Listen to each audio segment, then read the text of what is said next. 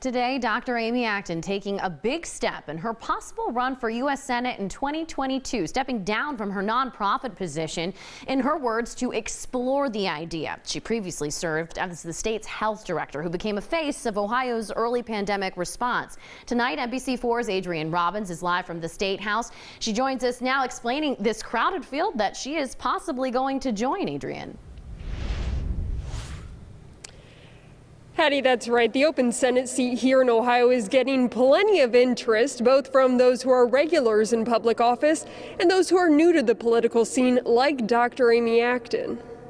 6,000, 8,000 cases at the same time? Is that what you're saying?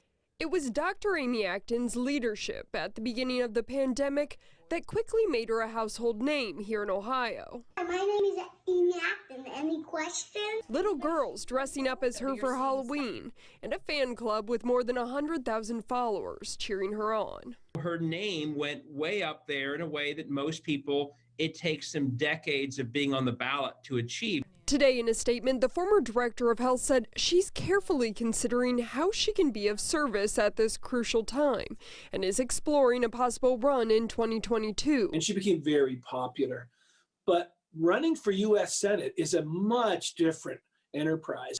Though most look at Dr. Acton's work during the pandemic as a strength, it could also be seen as a weakness. Now, to be clear, Ohioans are split on some of the things that she recommended, and she's going to have to confront that. Dr. Acton's path to the Senate would be unique, but not unheard of. Well, Amy Acton's an exception. She's, in the same way that, John Glenn was famous before he ever ran. That's a very hard thing to do. If Dr. Acton runs, she could be going against some of Ohio's heavy hitters who say they're also interested, like Congressman Tim Ryan and the chair of Ohio Republican Party, Jane Timken. An open Senate seat is about as rare as a Thanksgiving dinner without a political argument, and so it will attract a lot of candidates.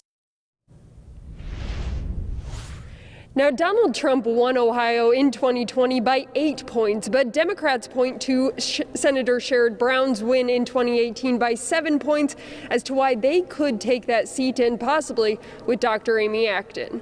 Local for you at the State House, I'm Adrienne Robbins, NBC4.